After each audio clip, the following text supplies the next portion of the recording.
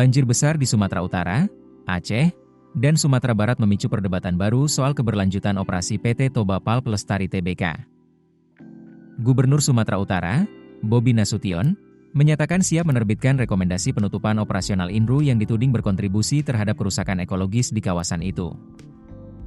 Toba Pulp Lestari merupakan produsen bubur kertas dan serat rayon yang beroperasi lebih dari 30 tahun di kawasan Danau Toba.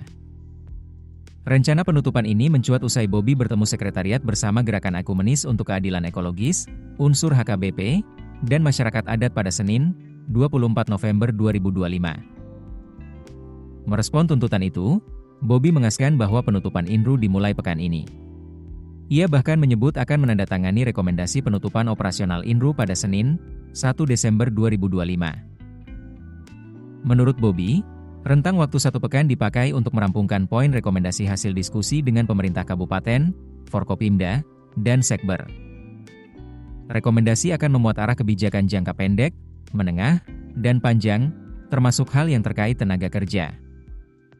Manajemen INRU sendiri mengaku belum menerima salinan resmi rekomendasi penutupan tersebut.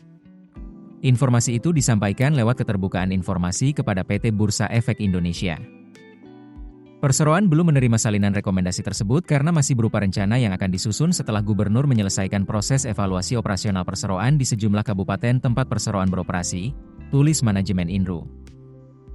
Pihak INRU juga telah mengajukan permohonan audiensi dengan Gubernur Sumut untuk menyampaikan penjelasan langsung tentang operasional perusahaan. Melalui surat keterangan perusahaan yang ditandatangani Corporate Secretary INRU, Anwar Lauden, membantah tudingan bahwa operasional perusahaan menyebabkan banjir atau kerusakan ekologis. INRU menyebut seluruh kegiatan hutan tanaman industri mengikuti standar High Conservation Value dan High Carbon Stock. Dari total konsesi 167.912 hektar, sekitar 46.000 hektar digunakan untuk budidaya eukaliptus, sedangkan area lain dipertahankan sebagai kawasan lindung dan konservasi. Perusahaan mengajukan permohonan audiensi dengan Gubernur Sumut untuk menyampaikan penjelasan langsung. INRU menegaskan bahwa operasional perusahaan berjalan sesuai izin dan regulasi. Pemantauan lingkungan dilakukan rutin bersama lembaga independen tersertifikasi. Audit Kementerian Lingkungan Hidup dan Kehutanan pada 2022 hingga 2023 menyatakan perusahaan taat dan tidak menemukan pelanggaran lingkungan maupun sosial. Menjawab tudingan deforestasi, INRU menjelaskan, proses panen dan tanam kembali dilakukan sesuai tata ruang, rencana kerja umum, dan rencana kerja tahunan.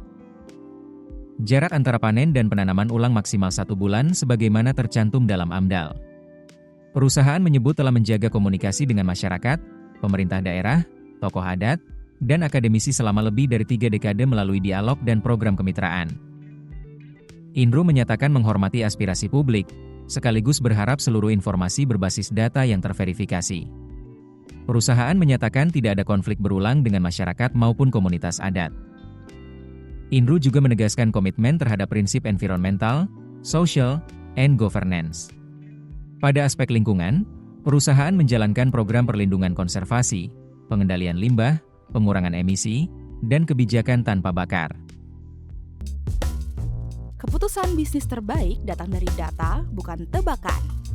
Mudah berlangganan Business Insight dengan subscribe with Google.